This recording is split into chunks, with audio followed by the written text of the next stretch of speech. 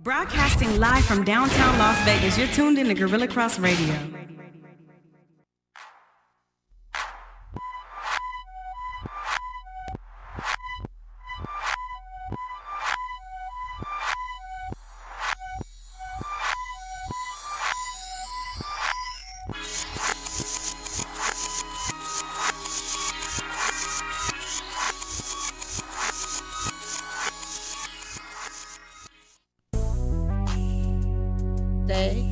It's Wednesday. Hey. Happy Wednesday, everybody. You're listening to and you're watching Girl Chat Sports today with myself, Mo, and Mel.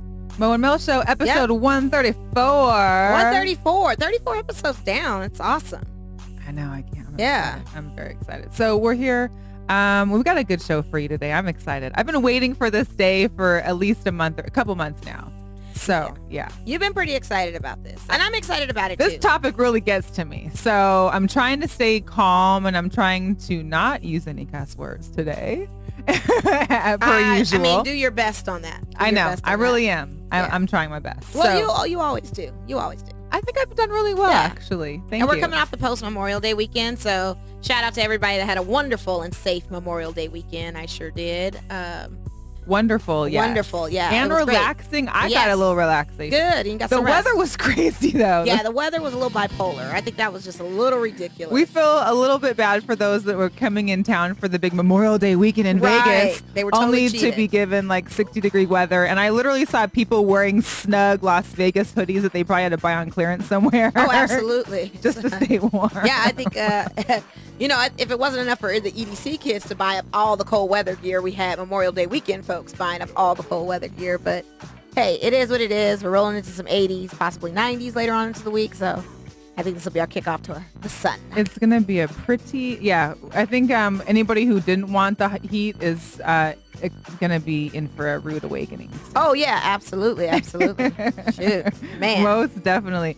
So just to start off top a little bit. So we got a WNBA show today. I've talked about it a little bit before. We're going to have a couple guests on in just a few minutes. We're going to start with our first guest. But I wanted to kind of just explain what kind of brought that on.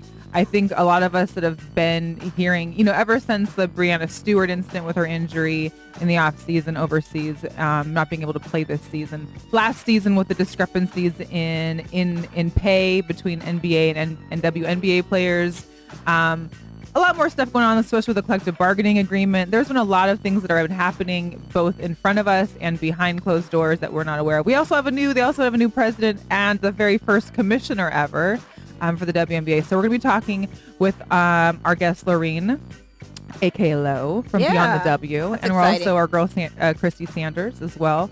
And kind of chatting it up a little bit. But before we get into our guests and before we get into that, we'll talk a little bit about our Las Vegas sports. Yeah, let's do it. Why don't you give us a little, you got your light shirt on. Yes. Break down to me this new news here that took place today. First of all, shout out to our Las Vegas Lights FC team because today is round 3 of the Open Cup tournament. So they do have a game tonight at 7:30 at Cashman Field. The tickets are only $10, you guys. 10 bones. Come down, support. Hello. Las Vegas. It's going to be nice out tonight, too. The weather's going to be really good. But anyway, I'm wearing this Lights tee to represent our Lights because we got to do that. But some breaking news occurred where they announced that the Lights in Cashman Field have acquired new ownership by the city of Las Vegas. Yeah, so with that being said... Wait, not the Lights team, but the field. No, the field itself. Okay. The venue itself is now acquired by the city of Las Vegas, thanks to, shout out, Mayor Carolyn Goodman. She put the wheels in motion. Now that they have acquired that property and that facility, there is a possibility that some renovations can be made. Some stadium talk is in the works, possibly, for a possible MLS look. And if that's the case, then that would be a new home place for an MLS team, possibly. So that's pretty big. I mean, I wouldn't mind seeing that. I mean, granted, they've done a lot since the Aviators or former F-51s have moved on out to Summerlin. So they've made some nice modifications to make you feel welcome and make it look like it's Lights territory. But with this new acquisition and with the city of Las Vegas taking over, then it possibly could be more improvements, more enhancements, more stadium-like atmosphere that you would see in LA and other parts of the country that look like an MLS stadium. So what does that mean, though, for, let's say, our current team, if we do get an MLS If team? that's the case, then, the team, I believe, has an opportunity to try and play up to the level of becoming an MLS team. And then it's also looked at as some of the players could possibly play their game up to try out for an MLS team and possibly play for that team. But I don't know. It's all like Sutton. We'll see what happens. We're going to go to the Lights game tonight, and maybe we can get some Q&A going on and see what the talk is and what the buzz is. And shout out to Harry Ruiz, because it's Harry Ruiz Day. And I noticed that they were, shouting him out. It is. It's Harry Ruiz Day. So not only is it a Winalda playing Wednesday day, so we'll give that prop Coaching too. by Winalda. Coaching by Winalda, hashtag. It's also Harry Ruiz Day. And I saw that on social media today. So shout out to Harry. He's always looked out for us. He's a great guy. Yeah, shout out to you. We look forward to seeing you tonight. We look forward to the W tonight, too, with these Lights. They're playing, Orange County FC today. Orange County FC. Yeah. This is the third round of the U.S. Open Cup. Right. So we have some players. Not to be confused with the U.S. Open or the U.S. Cup. Absolutely. Absolutely. So we also have some players that won't be playing because they're cup tied. And if you guys don't know what that means they played for previous teams in the past, and they're still kind of in that roster. And they can't transfer. They can't play in an Open Cup tournament because they're kind of still affiliated with their former team. And when they transfer to the new team, they still looked at as being on that other team. But as the new season starts, they're no longer affiliated to that team, if that makes any sense. But that's what cup tied means. So we got quite a few players that are cup tied, but we do have 2 new players that are going to be playing in the cup today. That's pretty exciting. So listen, we're at home. A lot of energy there. Shout out to La Foreza, the electric company, all the fams that know Llama Dude. What up, man, Llama Dude? I need you to come down to the studio one of these days and put the llama head on and let's talk llama. That'd be amazing. Yeah. Along with the llamas. I would love, I hope we get down there early enough where I can meet Dottie and Dolly and take pictures with them. I really want to talk to them. 7:30. We'll see how our time looks. Yeah, right. We'll see how our time permits. But I really want to see those llamas. If you guys didn't know, I have a big fascination about the llamas. But anyway. Dolly and Dottie, honey. Yes. Mm-hmm. What was I going to say? Oh, and the 2 new players, and I'm still trying to get accustomed to the names. Not Jose. Yeah, Jose. Is it Villarreal? Villarreal, yeah. Is that how you pronounce it? Yeah. And then Jesus Gonzalez. Yes. And they're experienced U.S. Open Cup players. Which is great. That's a good advantage for us. So that would be awesome. Come out, you guys. $10. Come on, man. I don't think there's an Aviators game tonight. I think everybody should just represent. Is there? I don't think so. No, remember they're on that. They're on their 9-game. That's right. Like away thing. Yeah. Stretch. So yeah, no excuses. Hump day. Come on down. Cashman Field. 7:30. Viva Lights. Let's do it. Yeah. So also, speaking of Vegas teams, what did we check out this past Sunday? This was the season home opener of our Las Vegas Aces. Listen, and when I tell you, Memorial Day weekend in Vegas, there was a ton of stuff to do. Oh, absolutely. But there was a lot of people there. A lot. Yeah. And then I went to the games last year. I don't think I ever saw people in that the second bowl. Oh, yeah. There was plenty of people there. There was plenty of people in the VIP boxes. Yeah. We had some celebrities. Yeah, we had some sightings. That was pretty cool. Who was there? Yeah. Your boy? Mamba in the building, his little Mambacita. Mambacita? Yeah, Mambacita. That's what they call her. That Gianna. Was cute. Gianna, the 13-year-old phenom. If you ever watched Gianna's videos, have you watched her game playing videos? Her moves are just like her dad's, if not. Like just Michael the little Jordan's things. too? Just the same. Yeah. I mean, we copy and paste. I think this whole world is about copy. I know. Yeah. That's good. Mambacita was in the building. Her dad was in the building. Yes, he was getting some attention. He was getting quite sure. the attention. And was he there for fish, or was he there separately? Because from what I understand, he was also there for his daughter's AAU tournament that happened in Las Vegas, a girls tournament. So not only did he bring Mambacita with him, but the players were there too. And they got to go in the locker room and meet the aces, take photos with them, talk to the women. That had to be a good opportunity and experience for those little ladies. I think that was pretty dope. I think that was one of the biggest things there was I saw a selfie that Liz Cambridge had done with the girls, and it was really sweet. Yeah. I just think it was a great experience for them. I think And one thing that we'll talk more about during this episode today about the WNBA is being able to get more of a buy-in from not only the audience, not only, other women, but these young kids, because they're coming to games, but they're not really realizing what's possible for them out there. Yeah, absolutely. And they're going to be able to bring their moms bring your kids, dads bring your daughters, like get out there. Right. We've got a team in Las Vegas. Yeah. Tickets are not Golden Night prices. No, and you not can at have all. a great day at the Mandalay Bay Event Center. Check out the Aces. They've got, is it today or tomorrow they were in Phoenix? I'm sorry, you were right. It was Friday. Okay. Friday game against the Phoenix Mercury. So they're flying to Phoenix and they play Phoenix and Brittany Griner tomorrow. Yep. And then Friday. Friday. Yeah, because today's Wednesday. Hashtag coaching Winalda Wednesday. Yeah. And then they come back here Sunday. Right. And have Connecticut in the house. Yes. Hey, they won that game. They won.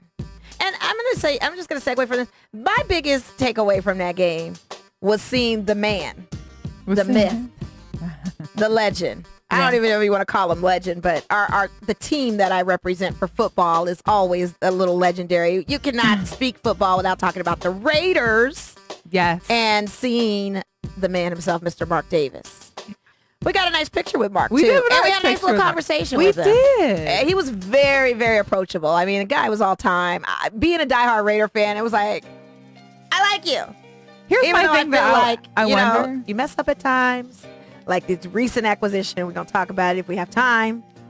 But I'm still excited about these Raiders coming. And seeing him on the court and actually being able to talk to him just gave us more like, okay, the Raiders are officially going to be in Las Vegas. They're coming. There was a couple other notable players from like the NBA. I saw one from Phoenix was in the house, one from the Sixers. So they're out there. They were mingling around kind of. It was nice to see the support, especially on a big party weekend here in Vegas. It was nice to see that support. And we actually got some great footage, some interviews. If you haven't already, go on Facebook, on GirlChatSports Facebook. Look at our interview with Liz Cambridge. We also have one coming up next with Kelsey Plum. As a fellow Husky, I really wanted to ask her about a few things, and she actually was really open with us. Yeah, and she was. Candid, just kind of about how it is to be like a number one player, a number one draft pick, coming out of college and having all these high expectations, and realizing that there are still struggles. You can't be expected to have phenomenal games like you were doing in college when you're now in a league with a bunch of grown women who are coming after you. Yeah, basically absolutely. what she said. But we have that queued up. We do. Here we go. With Kelsey Plum. Kelsey, one thing we noticed so far just in today's game, I know it's only been one game, but your performance so far this season to come off bat versus last season, what has changed for you in what you've been doing off season, what you were doing in Turkey? Do you think anything has I said before, I don't want to talk too much about how I've changed as a player. I want people to watch and just be like, wow, that's different. So I think for me, I will say though, my confidence and the way I see things out on the floor has changed a lot. It's just being comfortable, to be honest. Like when you're playing with all these players, it took a second for me coming back last year, coming in late to try to get a hang of things, try to learn the offense. I mean, I'm literally learning the offense in game. So it's been good to be able to get a year under my belt, playing for Bill, knowing what he wants.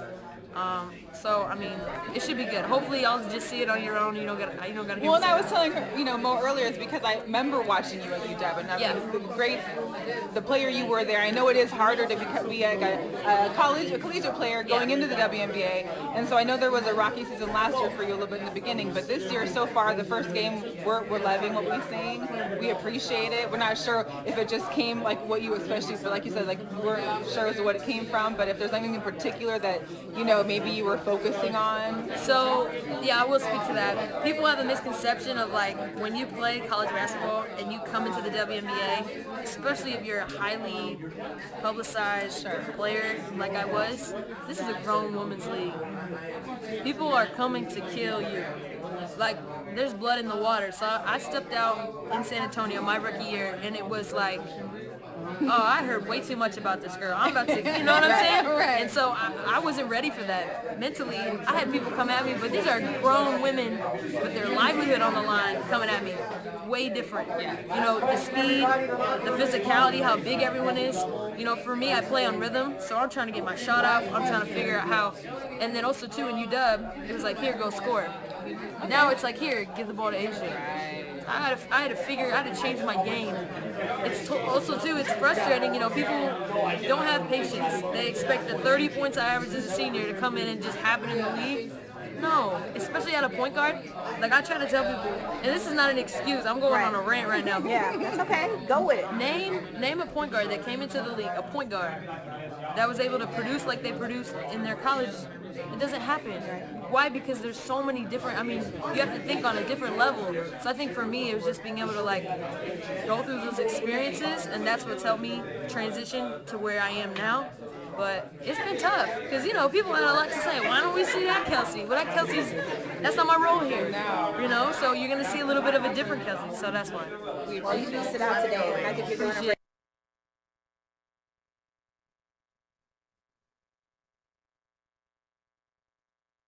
Okay. All right. Thank you, She Kelsey. said that. Yo. She said that. I And she meant appreciate that. her And she meant it. candidness. I mean, She meant it too. yeah, she did. Yeah. Shoot, I would too. I mean, the girl hustled as hard as she could in that game. She scored 11 points playing 21 minutes in the game, and being like she mentioned, like the top role is for Asia, being that, you know, having to dish it to her. to have to be that facilitator to Asia. I mean, she went out there to Turkey. They won the championship they out did. there. And she was able to get back in time, unlike last season. First of all, all the aces came to Las Vegas last year, barely having a new city, a new coach, a new team. Well, not really a new team, but basically. And then some of them, most of them, like we'll talk about this in a second, coming off from out, overseas.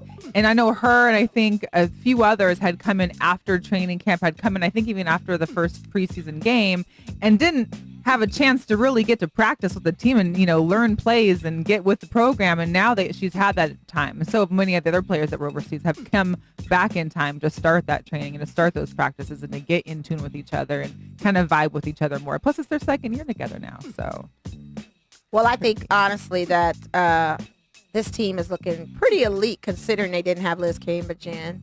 And a lot of people say, well, they played the Sparks. There was no Candace Parker. That kind of may have had something to do with their win.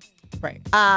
Yeah, that's to be seen, possibly. I mean, we play them 3 more times, so Of then course. we'll see it. And we'll both be having our big players play. Right, too, exactly. You know? Liz will So be able to play. even with the system that was in place, I'm seeing a change in her that was better from last season. I'm seeing an improvement. I think she's spot on with everything she said. For sure, most definitely. Yeah. And real Shout quick, out to her. I mean, they're hustling hard out there. And like you said, it's a grown women's sport. This is not some little kids thing. And I think a lot of people think, well, the women aren't, and we're going to talk about this as we get into our interviews, that a women's sport, they're not dominant. They're not competing at a level they like are. men. Yeah, they really are. They really are out there balling, like for real. No, seriously. So- and until you actually go and watch Yeah. one, don't even talk to us about Right, it. 'Cause I'm tired of absolutely. hearing about it. Absolutely. We didn't know we had a WNBA. How do you not know? I can't. It's not a And priority. this is part of the reason why we are here. Yeah, It's not to we're hopefully trying to help you realize that there is a team out here. Absolutely. There is something to do in the off season of football, which is what I wasn't aware of before some days. But we've got a team here in Las Vegas.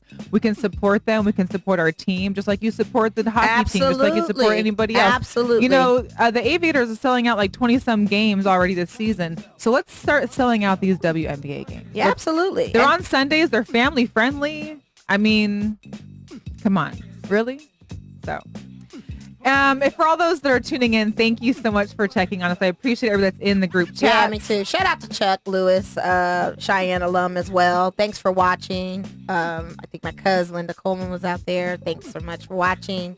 We got watch parties all over. You guys can even share and share Please, and share. share. Keep it going because we're Share going to it have a good everywhere. show tonight. I mean, it's going to be really enlightening when we get into the subject of WNBA and we start talking about their salary and we start talking about their collective bargaining agreements and we start talking about the physicality, which we mentioned and how Kelsey just mentioned in her interview. It's going to be a really good show. It's just something that we need to address that I don't think a lot of media outlets do. We're so focused on NBA and what's going on with these men, but we need to really pay a close attention to the women out there that are really trying to make their dreams happen, do something that they're very passionate about. Let's be real. This is something for the love of the game. Well, not just that. And This it's is all what, this that. is like. It's like their career. Like you, It's their like career, they've been absolutely. in training for a job Yes, their whole absolutely. life. They get to it, and then we Absolutely. got to get there. Yeah. We got to get there. But if we can, let's give a call to our first guest. You want to give an intro to her? Well, I met her actually last year during an Aces game. Okay. She was here in town for one, but I knew of her social media is amazing. Yeah. Okay. When I first started with Girl Chat, I found all these great connections of women in sports. Okay. And so I had found the Beyond the W at the Beyond the W. And it basically is telling all these stories of not only what's happening in the WNBA, as well as outside of the WNBA. So on the court, off the court, the politics, the here's and there's, some great interviews. She actually, and then, so I'm talking about Laureen. Yeah. It's like my mom's name, Doreen, but Laureen, Irat, and we call her Lo. She goes by Lo as well. Lo. She's the founder of Beyond the W. Yeah, And she started a new interview series called I Am, Nice. which is pretty amazing as well. So if we can get her on the phone, she good? No? Okay. Let me see. Hey, well, in the meantime. Oh, I got to give you the number. Shout out to Quan. Shout out to all Shout out our to boys Quan. watching. Shout out Let for the ball me bounce. really being Shout special. out to Mike Dixon at Las Vegas Sports Daily. Shout out to Alan at Las Vegas Sports Biz. Shout out to seeing TJ at the game as well. The Aces game is what I'm referring to. Also, shout out to Cassandra Casanola, the Sportsnista. The Sportsnista. So always awesome to see her. And shout out to, speaking of Sportsnista, we had a boxing match over the Memorial Day weekend. Shout out to Devin Haley. I think we're getting Our Lady on the phone. We'll talk about this in a moment. But yes. Hello.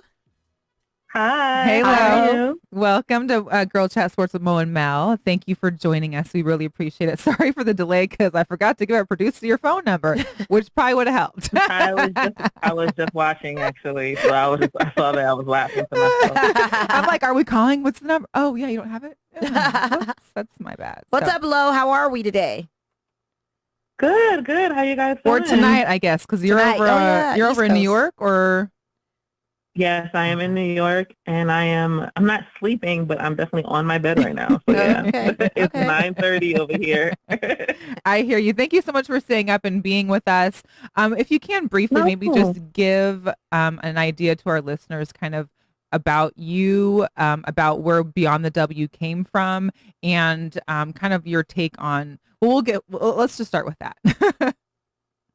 All right, sure. So my name is Laureen, but everyone calls me Lo. I just decided to use Lo because that's what my family calls me, and I just got tired of my first name being butchered. So everyone calls me that. I have Beyond the W that I started in 2014, and I basically started it because I felt like there was just not just only a lack of coverage of the WNBA, but there's a lack of diversity within the coverage, right? So Yes. I didn't grow up watching basketball. I never played. I'm tall, but I never played.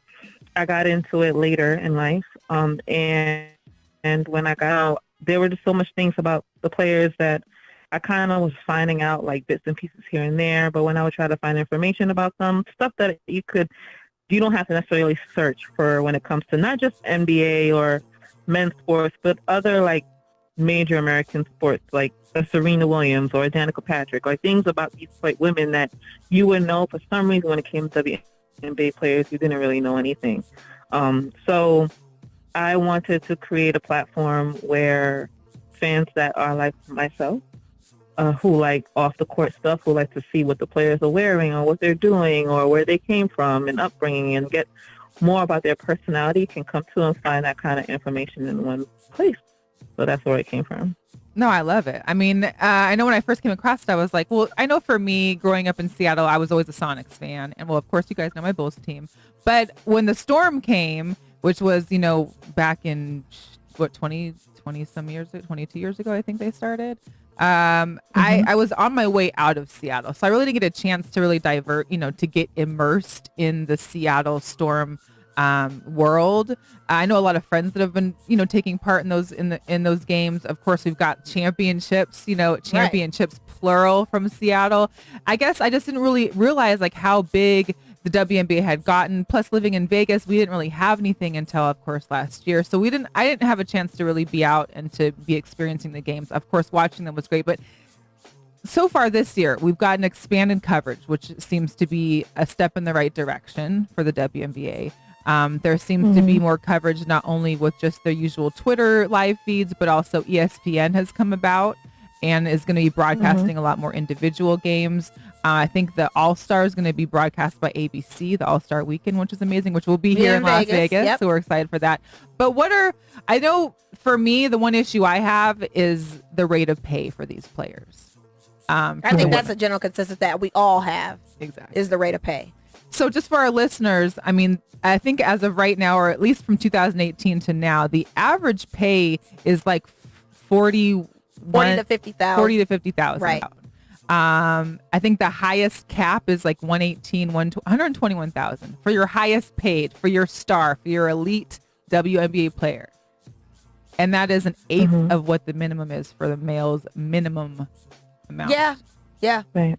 Which is great. What do you think? I mean, obviously we know that their pay comes from the amount of money that the WNBA makes. Right. Because originally when we started this WNBA, it was owned by NBA and then it got sold off and now it's like individual type ownership. So what do you, different. I don't know if you've been keeping up with the collective bargaining agreement, but what exactly is happening out there that, or can be, or I guess what is happening out there as to getting these women some more money? Because I think the issue that we've seen previously in many years, but especially it caught my attention just because of the Seattle Storm's issues, were the injuries that take part overseas, because most of these women are having to play all year round predominantly and play in the leagues overseas to compensate the money. They get paid more overseas. There's more time they have to spend overseas.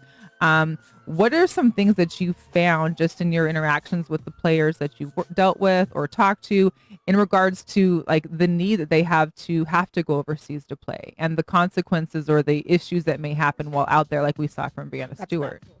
Yeah, sorry. That was a lot. That's a lot. I'm just Just break that down as best as you can. Okay, so I'm going to try to, I think I caught everything, so I'm going to try to answer each part. Yeah. Okay, so let's start with, okay, so the players going overseas. Obviously, they go overseas to make more money because the players are not making enough here. And I think what gets lost oftentimes, I don't know if it's because people don't understand or people are choosing to hear what they want to hear, but the players are not asking for what the men make. These women are highly educated women, college graduates, masters holding. A lot of them are business owners themselves, so they know how it works. And they know that obviously in order to be able to get higher compensation, they need more revenue, right? So that's something, though, that I feel like shouldn't be the responsibility of the players at all. The players show up to work every day. They put their bodies on the line. They give us everything that they're supposed to give us, right? So what can help? One of the things that I think can immediately help, right? And the CBA, as far as the CBA goes, I don't know where the talks are right now, per se. I don't know. From what I hear, it was like going good, but I don't know if that stuff I heard just to kind of just like sugarcoat it or that's like legit what's going on. So I know part of what the girls are asking for obviously is more money, but also the intangible things that come with it, right? So like when all of us, you have a job, right? So you're not only trying to get more your salary, that also includes benefits. That also includes whatever perks come with the job or with the company, right? If you travel a lot, you want to make sure that you're reimbursed for travel or have travel accommodations or, child care or all these different things. The depending on you. And that's what these ladies are asking for. As you saw last year with the whole debacle with the Aces traveling, Oh, these yeah. are things that should be a no-brainer. Right? There's no way that a team of women who are on average 6'1" and taller should have to fly commercial anything, right? These are things that are just investments that where that money can come from. You know, obviously right now, I think they're stepping in the right direction because with more coverage comes more people coming to the games or watching the games, and that's going to just turn into dollar signs. So hopefully with these new with these new like TV deals and different things like that, we're going to start to see it translate into dollars, right? I personally think, Laureen's opinion, not attached to Beyond the W, I think the NBA should put more money into the league, and that's because, and the reason I feel that is because the NBA makes so much money, ridiculous amounts of money. They make like I think probably billions or close to a billion. Absolutely, I think it's like $7 billion an investment, right? Right. I don't think that the WNBA is necessarily asking for them to support them throughout the duration of their existence. You know what I mean? But it's like if you pour into something, especially if, I think Jay Williams did a brief Twitter or Instagram video, and he broke it down perfectly. It's like investing into a company, right? So you're looking at a company and you see the potential, right? It may be lacking in certain areas, but it's promising in other areas, right? And the promising area here with the WNBA is not just the product on the floor and the players and what they bring to the table, but it's also that people are actually interested and engaged and want to be a part of it. So that's like the two biggest pieces of collateral you have here. It'll make sense to invest in them, and you're going to see the return on your investment. Absolutely.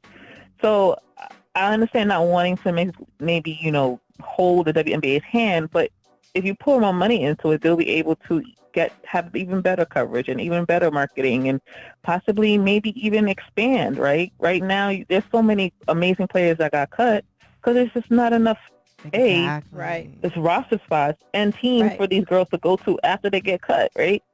So I don't think there's one solution. I think the most immediate thing is just getting butts in the seats and people to tune in, and that's going to turn into dollar signs eventually for the girls. I don't know how much the salaries will increase this time.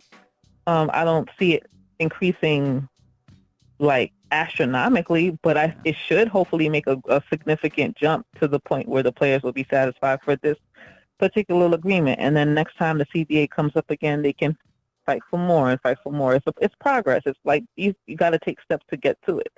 But to say that the WNBA is not profitable, I think it's just not true. Like, it's a gold mine. I always refer to the WNBA as a gold mine of talent, a gold mine of media-wise stories and angles and so like it. There's so much potential. People don't see it. So much potential that these girls are just like. It's just sometimes when I see like media cover the same old sports, the same old athletes, or companies, endorse or pour money into the same old campaigns, and I'm just looking at these women that these girls are geniuses. Like they're amazing at what they do as a profession. Their personalities are amazing. Like there's so much that you can do, but. But even media outlets, like we're watching our favorite sports shows, and not one time is there a mention of WNBA. No. If it is, it's a blurb. It's too much on. Or it's one individual on that team. It's not in regards to like multiple people. They don't show multiple interviews. It's not. Yeah. What about what's your feelings on our new president, the new commissioner? There being a very first commissioner here for the WNBA. How do you think not only Cathy Engelbert can help change things, or do you feel like what's your feelings on her? So, well, first of all, shout out to having a commissioner. First of all, hello. And I hope with that commissioner title comes a lot more autonomy, like as far as like being able to really make decisions for the league per se, without an overarching other figure or body like kind of dictating, right?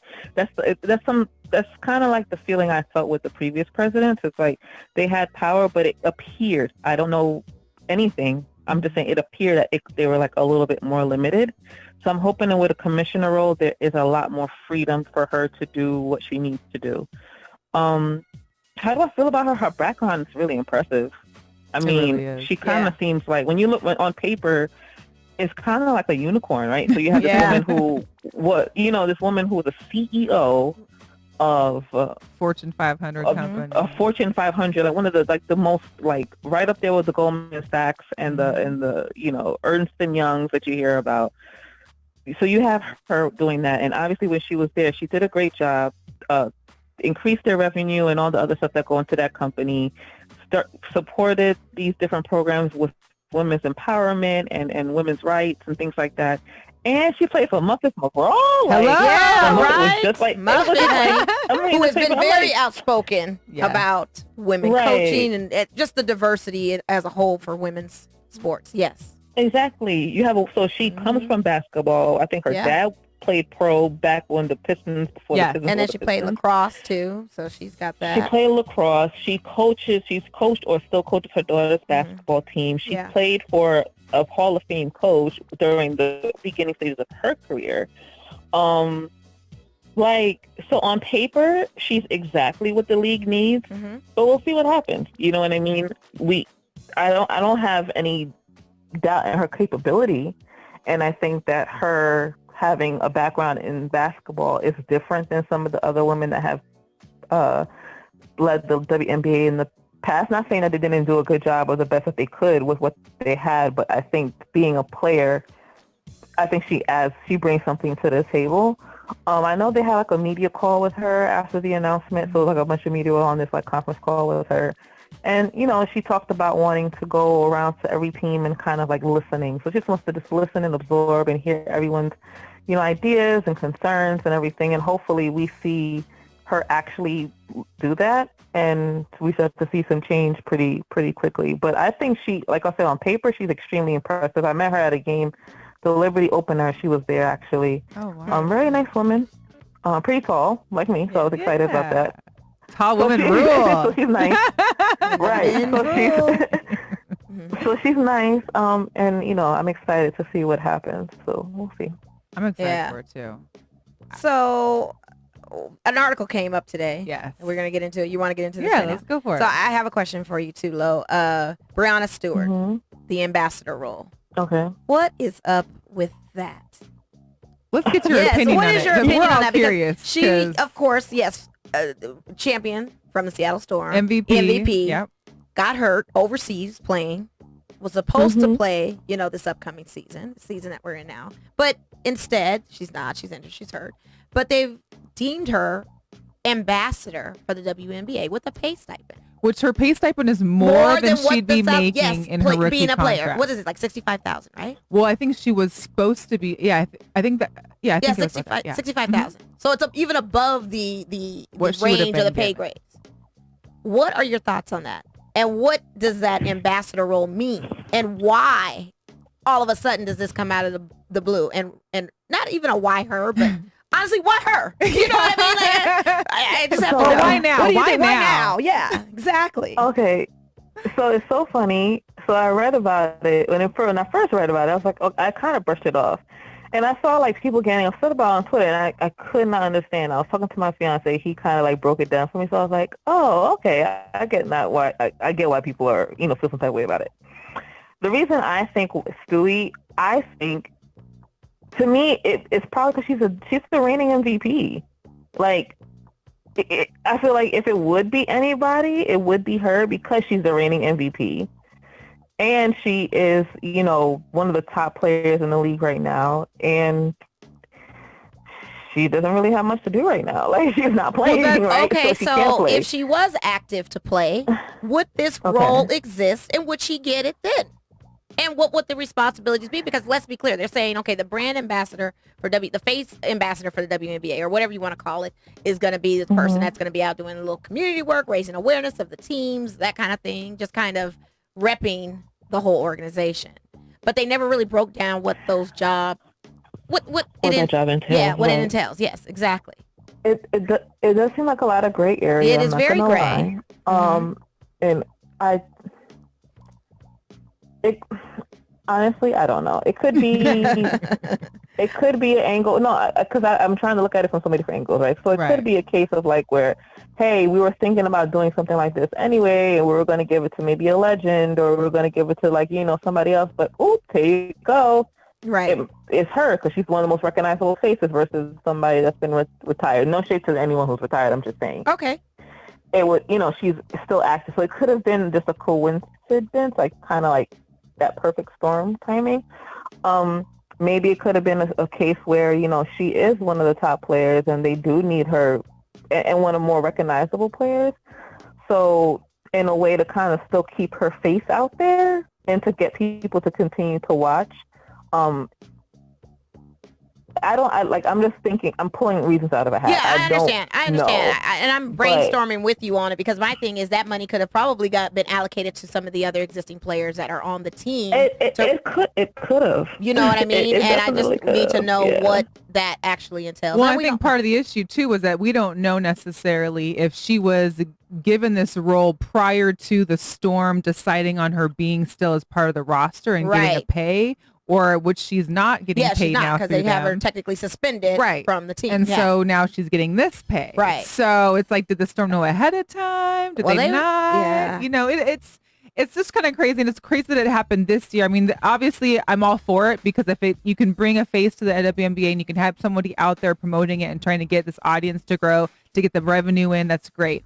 But why was it this year? Why wasn't it last year, the year before? Yeah, so there's so many questions. I mean, we just had title changes from president to commissioner, so now we've got ambassador. So I don't know. And will there be one? Will there be 10 next year? Yeah, I don't know. I don't know. I will say this. I'll say this. So I have had some conversations with a few people behind the scenes as far as like within the league, right? Okay. Mm-hmm. People who have more decision-making power than like me, right? Okay.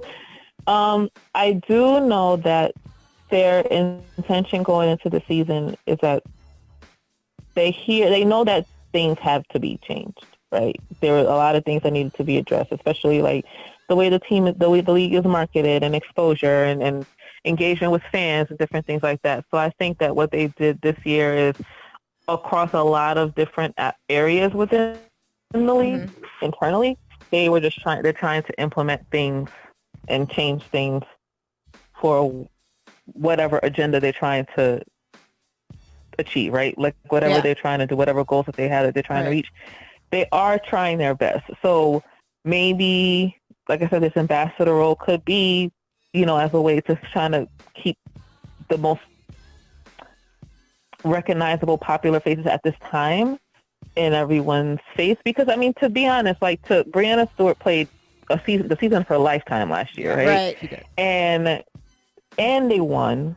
She led her team to the championship, and she won MVP. You know, like, so for her to have all those accolades, to just be, it was when she got injured during a WNBA game this year, then that would be like a little bit more, acceptable. But for her to do it while playing overseas, which as the MVP shouldn't even be playing, it's unfathomable. Maybe it could be to save face too, because of that's what happened. Yeah, I was almost about to say they might feel guilty about not having her eligible to play for this upcoming season, and feel like because they're forced to play overseas to make more money to have a living to live. They probably felt some kind of guilty thing. That's a choice she made. Yeah. Crazy. Well, before we let you go, Lo, I really appreciate you talking with us today. But is there any stories that or a story in particular, you don't gotta name any names, that maybe stuck out to you as to, just how crazy it is, I guess, maybe behind the scenes of what some of these women are going through?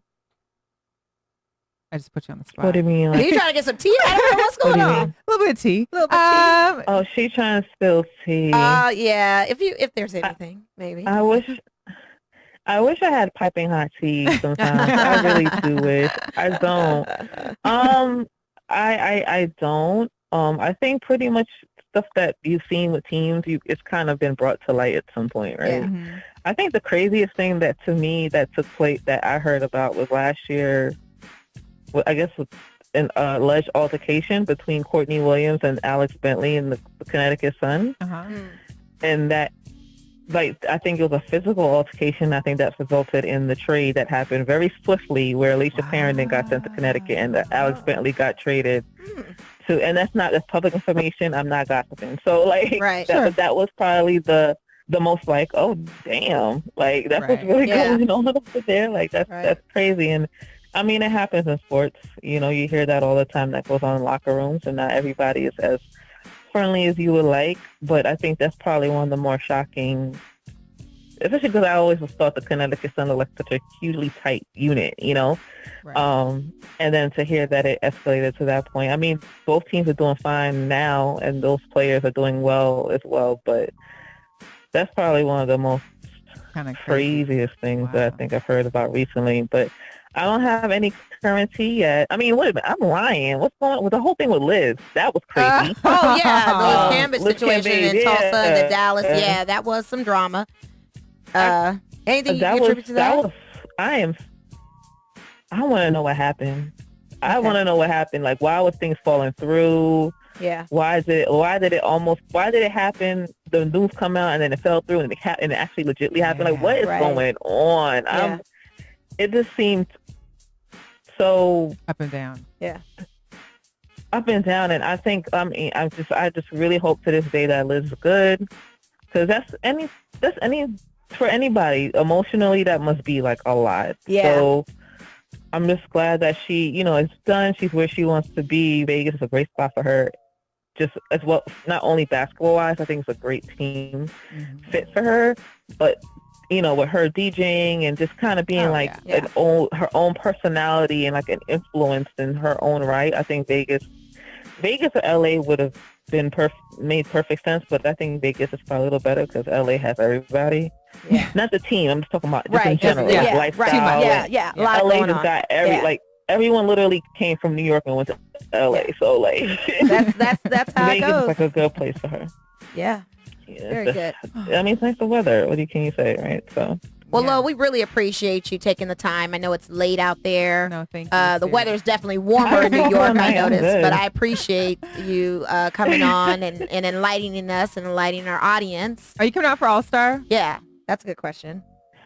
I am working my hardest to get to All-Star. If anyone wants to sponsor me to get to All-Star, please let Right. me know. Yeah, right? Well, if you Got do make it out this way, let us know. We would love to have you in studio if it happens to drop on a Wednesday. If not, we definitely want to catch up with you there at the Yes. games and the events. So Yes. I can't wait. At any time, I'm free to talk anytime. You guys Awesome. want to talk WNBA or anything, yes. let me know. I don't talk NFL. I give up the NFL. But I can talk That's all good. NBA. That's all and good. We'll definitely talk Yeah, to you. we We can love talk this it. all day for sure. Well, where can everybody find you on social Yeah. media? So at Beyond the W on everything, Twitter, Facebook, Instagram. Primarily, we're more active on Twitter, though. And for me personally, I'm on Twitter. It's spelled LOIRA_BTW. And we're also on YouTube as well, Beyond the W Awesome. on YouTube. And please go on YouTube. We have great content, including the new series I Am that we started. That was dope. And the first episode with Kathy Pondexter is up now for your viewing pleasure. It's a little lengthy one, but that was It intentional. was a good one. It was a good one. Yeah. Thank you. Thank you. I Mhm. know I saw 44 minutes and at first I got kind of scared and I said, you know what? No, we It was organic. I It was understand. sitting down, talking shop. It was like, it it's was what you so want to see. Yeah. organic. Mm-hmm. It was such a great vibe in the room. And I also felt like, just as real talk about real quick and I promise I'm gonna go. Yeah, but like no. Yeah, you're good. I just feel like there's such in this age, especially with like social media and mostly people consuming content via phone and mobile.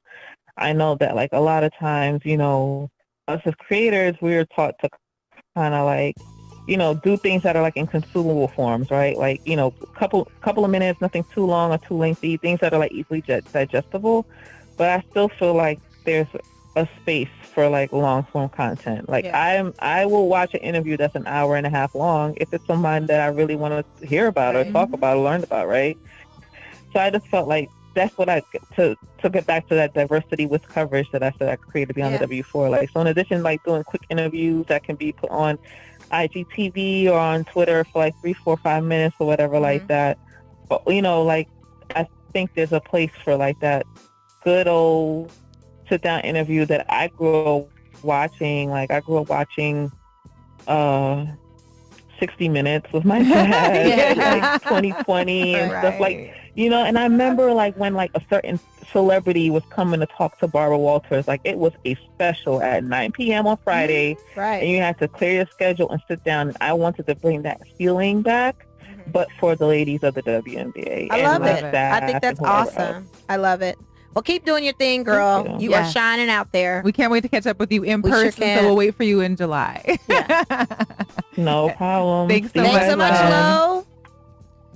All right. Man, shout out to Lo. Man. So check it out at Beyond the W with just the W. Yes. Okay? And check out our website too. She posts a lot of informative articles and a lot of great content just to keep up abreast to all the ever-changing things that do happen in the WNBA that we don't know about.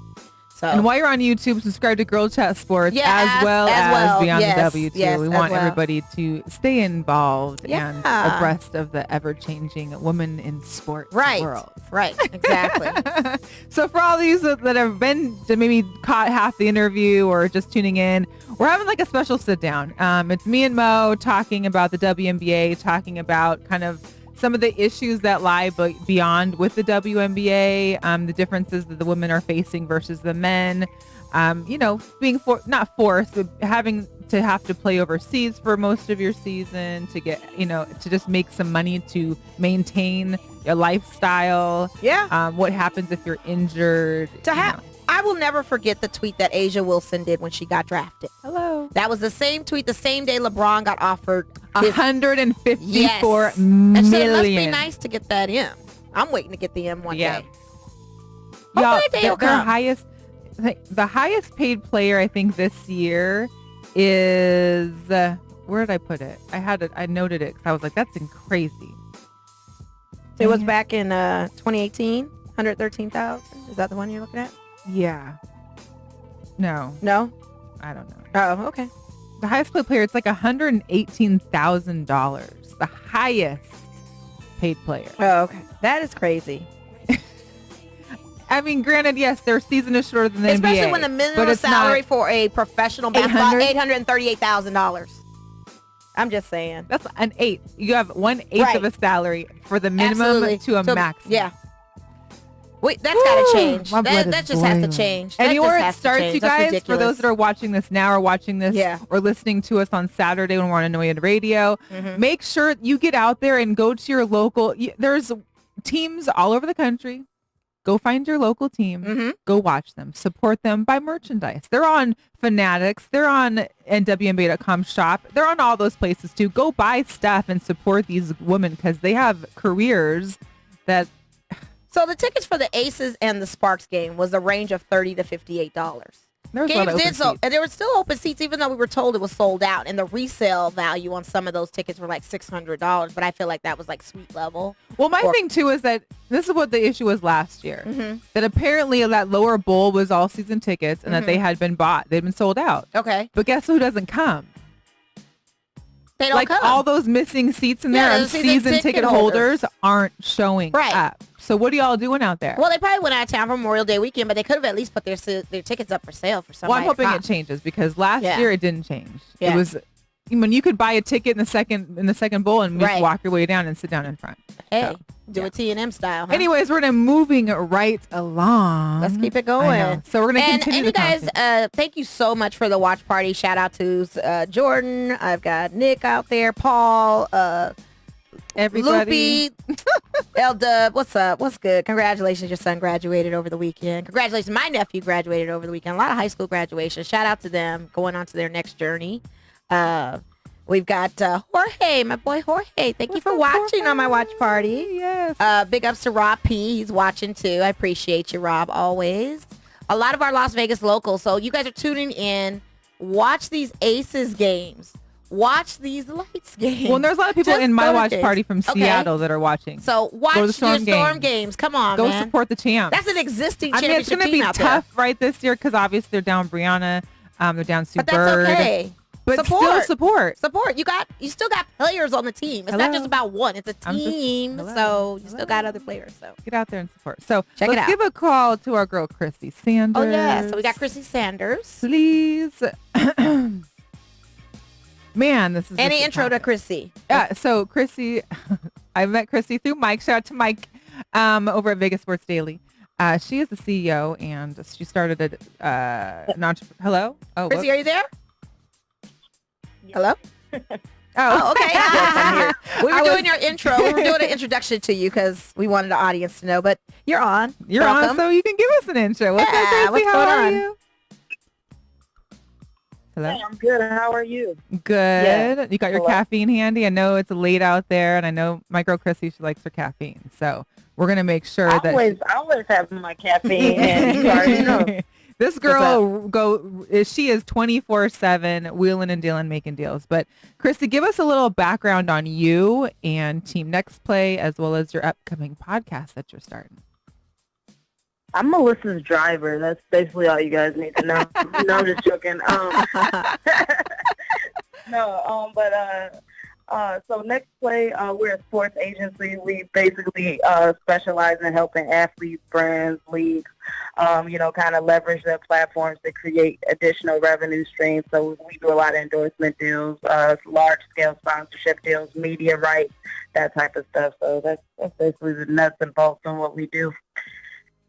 And then, so we'll start with that then. Mm-hmm. What have you found, just since we're on the topic of the WNBA and the topic of pay and the topic of being someone that brands and helps individuals, companies, athletes being brands and branding themselves, what are some things out there that you think could be done to help some of these women get more income? Do you know is there anything that's keeping them from maintaining other sources of income while they're playing? Are they able to, start branding themselves in a way that helps them have some kind of extra income other than having to play overseas? Yeah, absolutely. I think that one of the biggest things that people don't realize about just kind of like how to brand yourself is that you have to kind of look at yourself like totally as a business, right? And so when you're looking at yourself as a business, you're looking at all types of different revenue streams that you can kind of create for yourself, and so like by you being a female athlete, like you already are in shape. Like you already, have a lot of like the different kind of characteristics that people are looking for as brand ambassadors.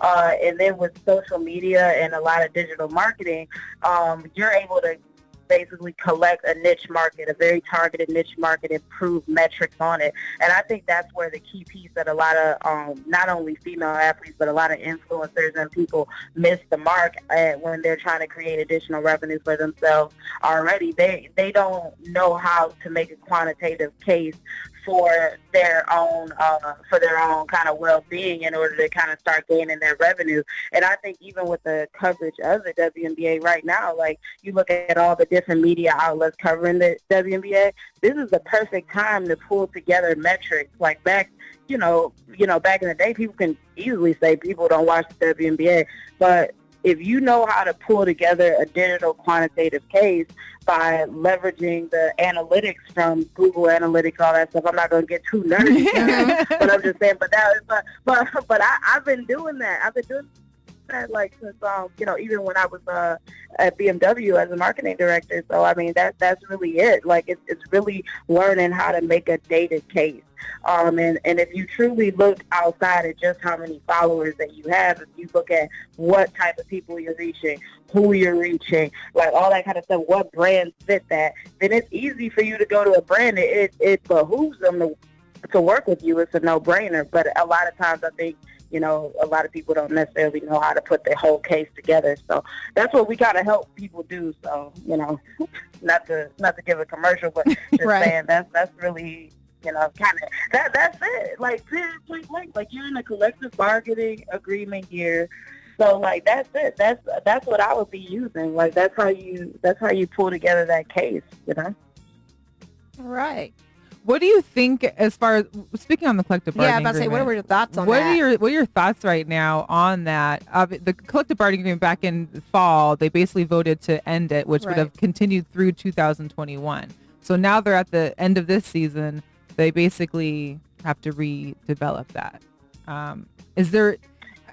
Can you speak about it at all, and kind of like what your thoughts are on what's happening, right? Because we're kind of like at this middle ground right now with the WNBA. Like they have this opportunity to either, or what your suggestions would be as far as that too.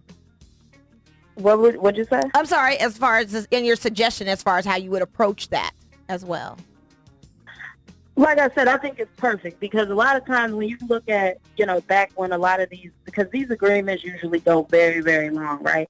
And so, like, what you have to think about is the landscape that you're in when you're making the agreement, right? Just like when they finish this collective bargaining agreement, when you look into, when they're going to renegotiate it next, the landscape is going to be different. And right now is the perfect time for women's sports because even you look at women influencers, right? Mm-hmm. Brands prefer to work with women more than they want to work with men.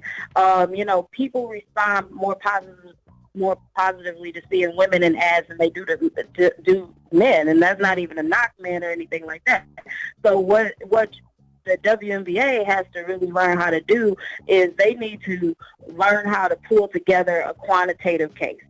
Period, point blank, and that's it. Like, I mean, you can't just go and say, oh, okay, we should be paid more. Great, because at the end of the day, like when you're looking at, when people are talking about investing money in a league, like when you're talking about investing money, you're talking about looking towards the future of something, right? What the potential that it can be, who are the target market that we're reaching, right? So you just can't go with like, oh, hey, we should be paid more or whatever the or the feel good case is. When you're at the negotiating table, it's all facts and figures.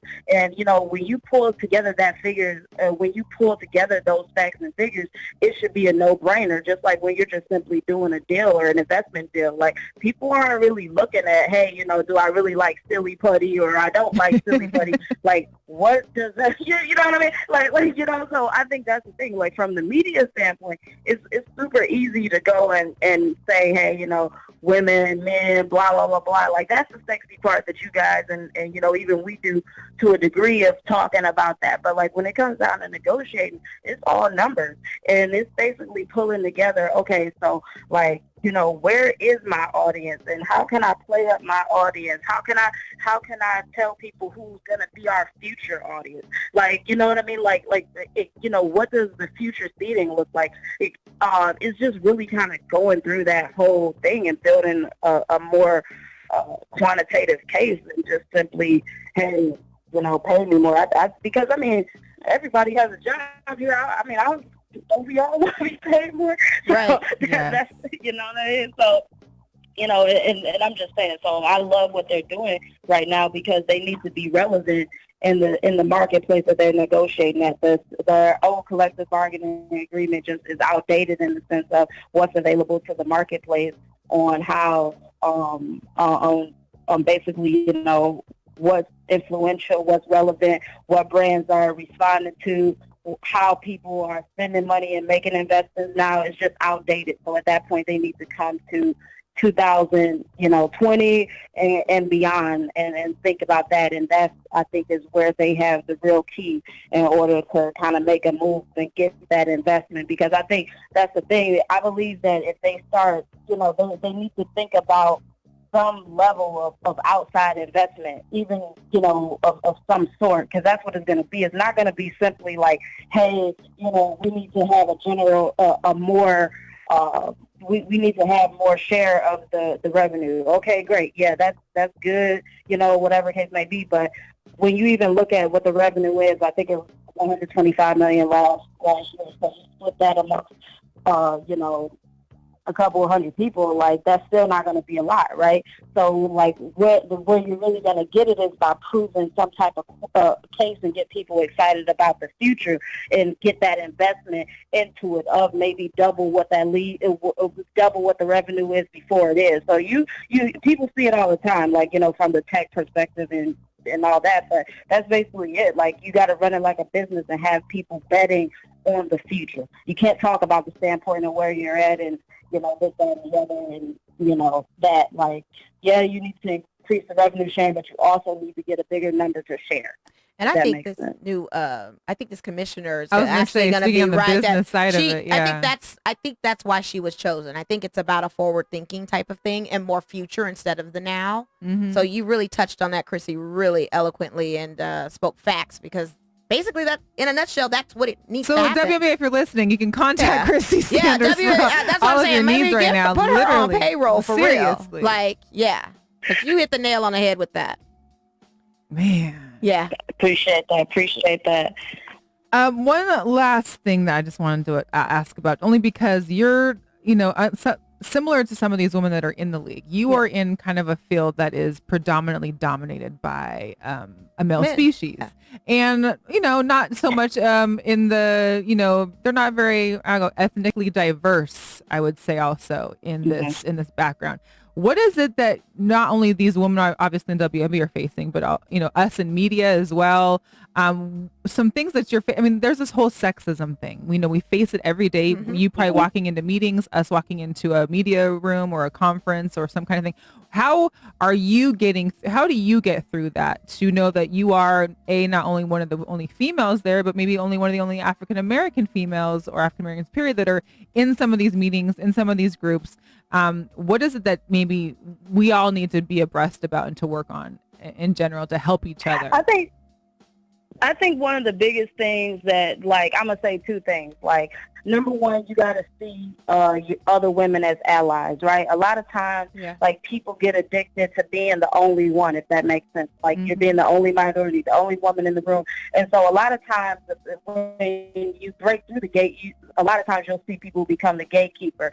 And so at that point, like, you have to see, when you see other women in the industry, you need to make sure that you're actually creating allies and not just simply just trying to compete against, every person and be that only person in the room or the first person or whatever the case may be. Number one, I think that's like, key as a minority, as a woman, all of that. And the second thing is my father just always taught me, because my father was in the flooring company before he passed away. And when I was growing up, I would, lay floors and stuff like that with them. And, I would be worried about this or that. And he said, you come as a worker, and he would always teach me to kind of just come as a worker. And so, like, from that standpoint, men, white people, whatever it is that you want to call it, the common denominator is dollars and cents, facts and figures. So you need to always be operating in facts over feelings, facts, dollars and cents, because when you can, and that's what I'm saying, going back to building that quantitative case, if you learn how to show your value through numbers, if you know how to show your value through, money, ROI, analytics, all that kind of stuff, when you're a minority and you're a woman, you need to kind of come with that already, because I think that that's one of the things that kind of backs it up, because no matter what people feel about it, they have to agree with the facts and the figures, or they just end up looking stupid anyway, if that makes sense. So, nobody wants to be that person in the boardroom that I want to ignore all the data just in favor of, not having this minority have the answer to our problem, or not having this woman have the answer to our problem. So I think that as a woman, as a minority, that's what I've always done. I've always led with facts and figures, data, dollars and cents. You cannot deny money, period. Yeah, like, you absolutely. can't argue about 2 + 2 = 4. You can't argue with Google Analytics. You can't argue with facts and figures, period. Like, you may not like the fact that I'm caramel. You may not like the fact that I'm left-handed, whatever the case may be. Oh, a lefty too. Okay. Right, but you can't deny the fact that I'm bringing in money, and you can't deny the fact that I'm setting the direction of the organization that's returning a good investment, and that's how you have to play it. Like, you don't have to like totally change yourself, but you do have to be emotionally intelligent enough to use what people value to your advantage to get yourself in the door and get that respect. Right. Chrissy, when are you coming to Vegas? Oh man, I mean, whenever, open man. invite. I'm Like, always let's trying get to you in figure it here. Let's go stare at some golden retrievers. And we have a dog thing. I'm down for it, man. I'm down. You are welcome to Vegas anytime. We would love to have you on. Listen, so off subject real quick. I know. I'm like, wait a minute. Listen, I've never shared so many dog memes in my life. There is nothing that can make your day happier or nicer than getting a meme or a video of a cute little golden retriever or any puppy for that matter.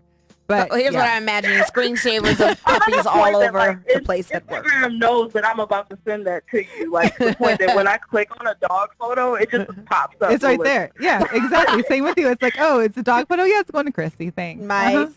Yeah. So, nice. Chrissy, where can everybody find you, including all the WNBA executives out there who need to obviously get some brand marketing done? Right. Where can they find Chrissy? Yeah, absolutely. So you can email me at Christina, CHRISTINA @teamnextplay.com, or you can contact me on social media.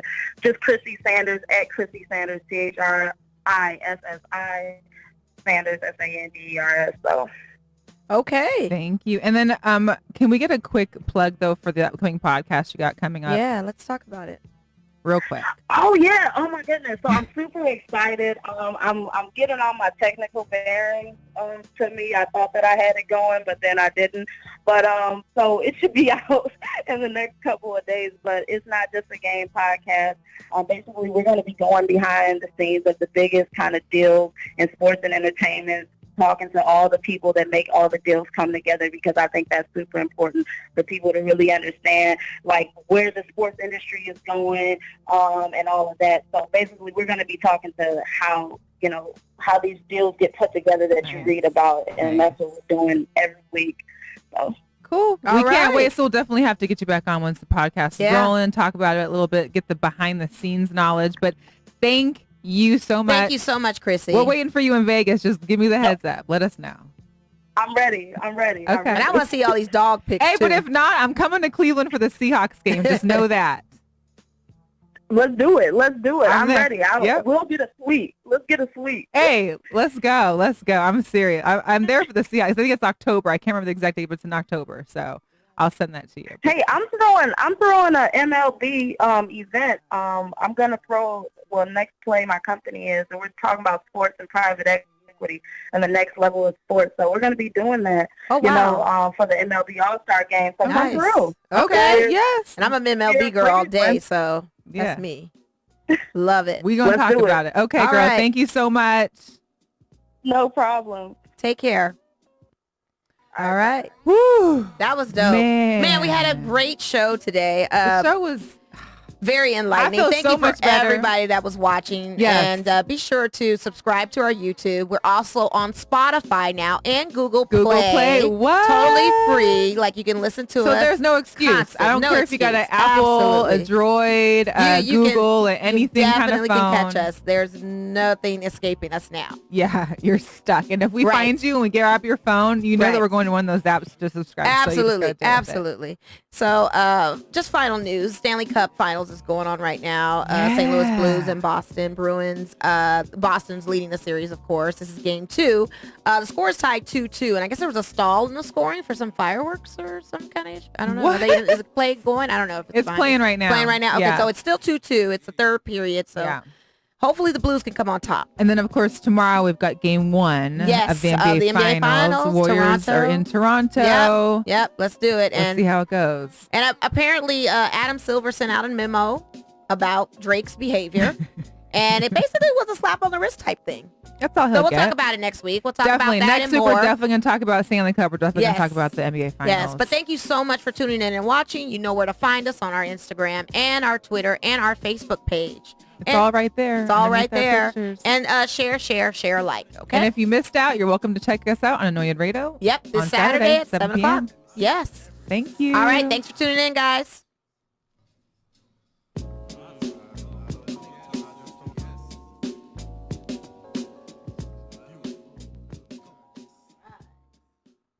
I want some mango.